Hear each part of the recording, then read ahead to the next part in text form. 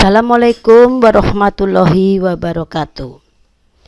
Halo anak-anak, apa kabar? Semoga kalian semuanya selalu dalam keadaan sehat walafiat dalam lindungan Allah Subhanahu wa Ta'ala. Pada hari ini kita masih belajar dari rumah ya. Kalian harus selalu menjaga kebersihan, mematuhi protokol kesehatan dalam melakukan aktivitas, dan juga selalu menjaga kebersihan di lingkungan rumah agar terhindar dari penyebaran virus corona. Anak-anak, hari ini tanggal 24 Agustus 2020 kita belajar tematik 4A subtema 3, yaitu bersyukur atas keberagaman. Sebelum kita mulai belajar, marilah kita berdoa kepada Tuhan Yang Maha Esa agar kita diberikan kemudahan dalam melaksanakan pembelajaran hari ini. Kalian ambil buku cetak tematik 4A dan kamu buka halaman 79 sampai dengan 96, dan juga alat-alat tulisnya serta buku tulisnya. Baiklah anak-anak, mari kita lanjutkan. Nah, kalian bisa lihat di sini, dari manakah asal makanan ini? Kalian tahu bahwa wilayah Indonesia itu terbentang dari Sabang sampai Merauke, yang telah dihuni oleh berbagai suku bangsa. Setiap suku bangsa itu mempunyai budaya masing-masing.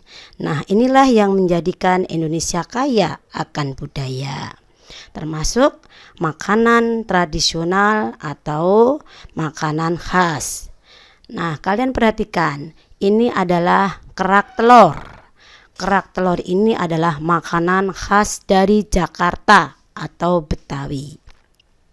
Di sebelah kanannya itu adalah makanan papeda, makanan khas papeda yang berasal dari Papua.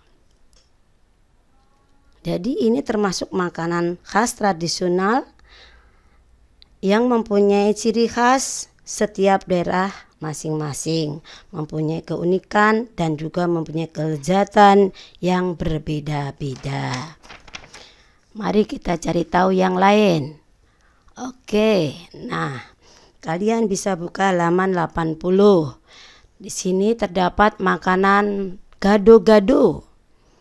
Makanan gado-gado adalah makanan khas dari DKI Jakarta atau Betawi. Lalu di sebelah kanannya ini adalah makanan khas ayam taliwang yang berasal dari Nusa Tenggara Barat. Lalu lanjutnya yaitu empek-empek, makanan khas dari Sumatera Selatan. Lalu sampingnya adalah nasi pundut, itu dari Kalimantan Selatan. Lalu ada lagi di sini adalah makanan yang bernama rendang. Makanan rendang ini adalah berasal dari Sumatera Barat. Sebelah kanannya ini adalah sop kondro. Sop kondro ini makanan dari Sulawesi Selatan. Nah, setiap makanan ini berbeda rasa. Oke. Dan juga masih banyak lagi makanan-makanan yang lain yang ada di Indonesia. Lalu kita lanjutkan yaitu tentang sifat-sifat bunyi. Bunyi memiliki 3 sifatnya, yaitu bunyi dapat dipantulkan, bunyi dapat merambat, dan bunyi dapat diserap. Bu Guru ulang lagi, jadi sifat-sifat bunyi yaitu 1. Bunyi dapat dipantulkan, 2. Bunyi dapat merambat, 3. Bunyi dapat diserap.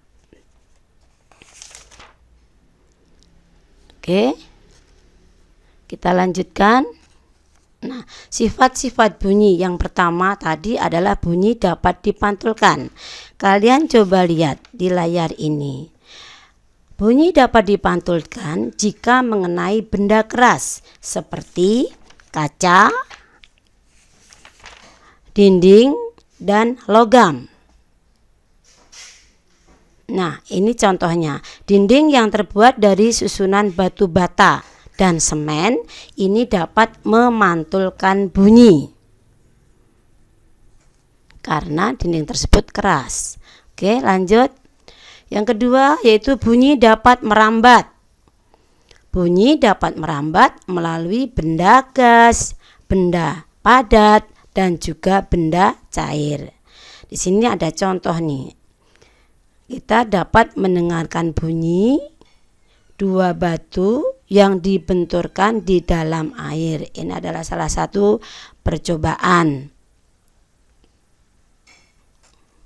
Oke, sifat yang ketiga yaitu bunyi dapat diserap jika mengenai benda lunak seperti karpet, karet, busa, dan kertas. Lantai dan dinding ruang pertemuan dilapisi karpet. Tujuannya apa? Yaitu untuk menyerap atau meredam bunyi. Suara dari dalam ruangan menjadi tidak bising atau terdengar hingga keluar ruangan. Oke, kita lanjutkan. Pembelajaran 2. Bersyukur atas keberagaman. Nah, untuk pembelajaran 2 di sini adalah mempraktekkan gerak dasar tari dengan formasi dan iringan musik. Nah, di sini di halaman 88. Kalian nanti bisa buka halaman 88 yaitu tari burung kutilang. Di sini ada 4 gerakan. Gerakan pertama yaitu hitungannya 1 sampai 8 sebanyak 1 kali. Misalnya 1, 2, 3, 4, 5, 6, 7, 8. Bisa juga dinyanyikan dengan di pucuk pohon cempaka burung kutilang berbunyi. Nah, itu hitungan 1, 2, 3, 4, 5, 6, 7, 8. Bagaimana gerakannya? Gerakannya yaitu ujung selendang ke atas dan ke bawah. Jadi kita pegang ujung selendang, kita gerakan ke atas dan ke bawah sambil kaki berjinjit dari kepala dan kepala menengok ke kanan dan ke kiri. Kalian bisa latihan nanti ya. Itu gerakan pertama. Untuk gerakan kedua, nyanyiannya bersiul-siul sepanjang hari dengan tak jemu-jemu.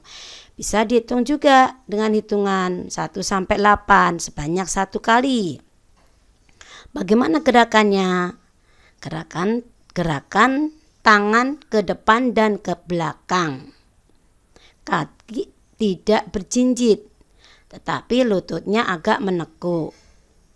Lalu kepala menengok ke kanan dan ke kiri. Jadi selendangnya tidak di bawah. Itu gerakan kedua.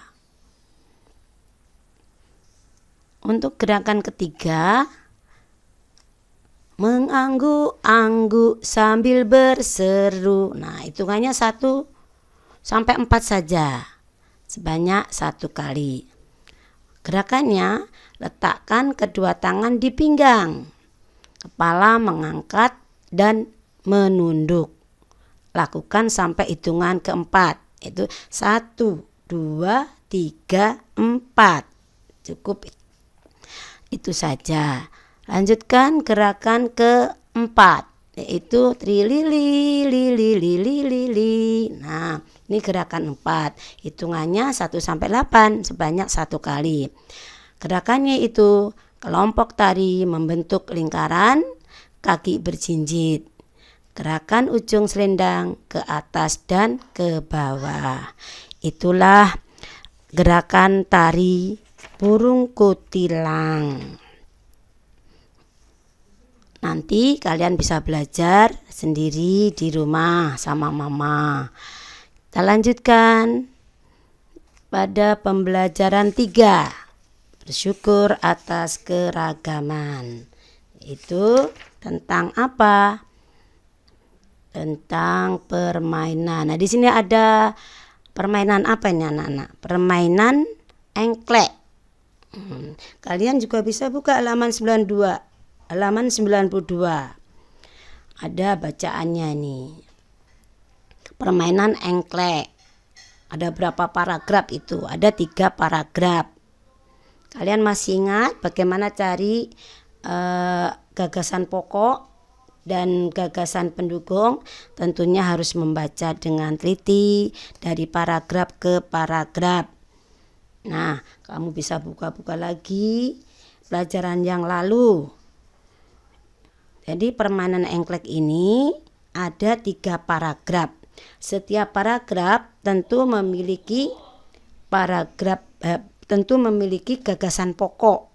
Gagasan pokok itu hanya 1 kalimat di dalam 1 paragraf.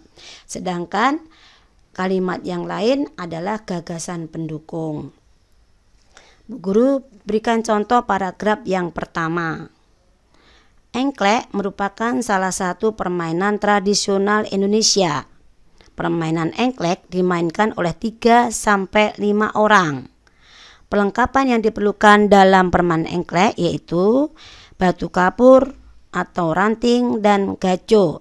Batu kapur atau ranting digunakan untuk menggambar peta engklek, sedangkan gaco digunakan untuk menunjukkan peta. Gaco biasanya berupa pecahan genteng. Nah, di sini tentunya kalian tahu gagasan pokoknya yang mana. Nah, boleh Bu Guru kasih contoh 1.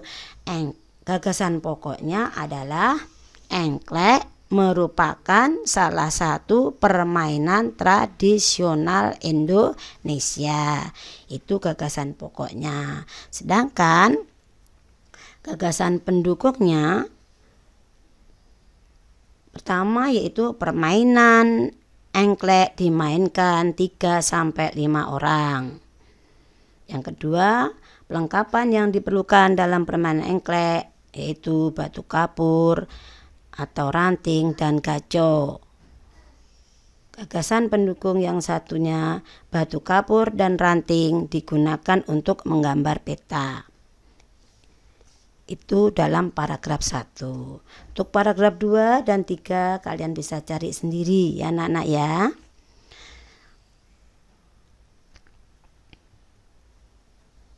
Perhatikan permainan tradisional. Nah, ini adalah kasti. Yang sebelah kanan adalah engklek. Permainan ini di luar, bukan di dalam gedung. Kasti dimainkan secara berkelompok dan engklek bisa individu. Dimainkan di lapangan sehingga suaranya tidak dipantulkan. Oke, kita lanjutkan. Pemantulan dan penyerapan bunyi. Nah, ini anak-anak bermain tali di dalam ruangan. Perhatikan gambar berikut ini. Coba kamu perhatikan. Saat mereka bermain di dalam ruangan, suara terdengar riuh dan gaduh. Suaranya riuh dan gaduh. Mengapa demikian? Tentu kalian bisa menjawab. Beda dengan bermain kasti atau bermain engklek tadi.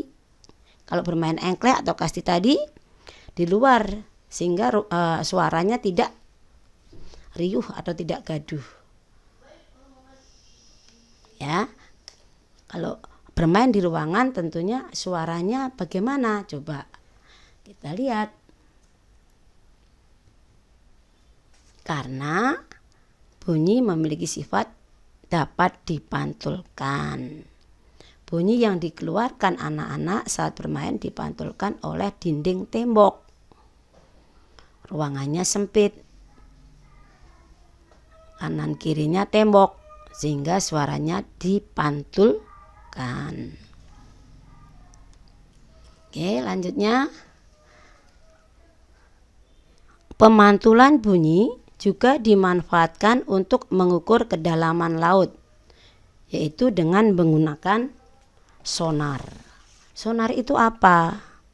Sonar itu semacam teknik yang menggunakan perjalanan suara dalam air untuk navigasi atau untuk mendeteksi kendaraan air lainnya. Jadi pemantulan bunyi juga dimanfaatkan untuk mengukur kedalaman laut, yaitu dengan menggunakan sonar. Sonar juga digunakan untuk mengetahui lokasi barang, lokasi karang, kapal karam, kapal selam, atau sekelompok ikan.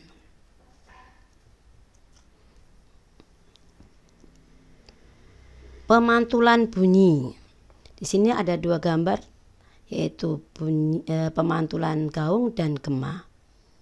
Terdapat dua macam bunyi, bunyi gaung dan bunyi gema.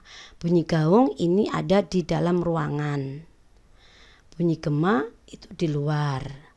Gaung itu apa? Gaung itu adalah bunyi pantul yang kurang jelas karena hampir bersamaan dengan bunyi aslinya.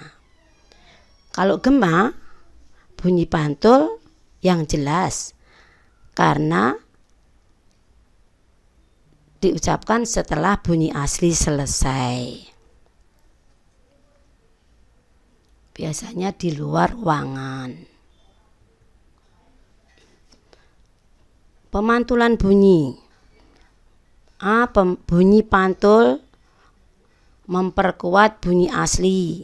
Contohnya ketika bernyanyi di kamar mandi. Lalu gema muncul setelah bunyi asli. Jadi jelas. Kalau misalnya aku, bunyi pantulnya aku. Halo, halo. Beda dengan gaung, terdengar bersamaan dengan bunyi aslinya, sehingga kurang jelas. Oke, kita lanjutkan. Oke, terima kasih. Semoga penjelasan Bu Guru ini bermanfaat untuk kalian semua. Dan nanti kalian kerjakan soal-soal yang telah diberikan Bu Guru. Semoga bermanfaat. Terima kasih.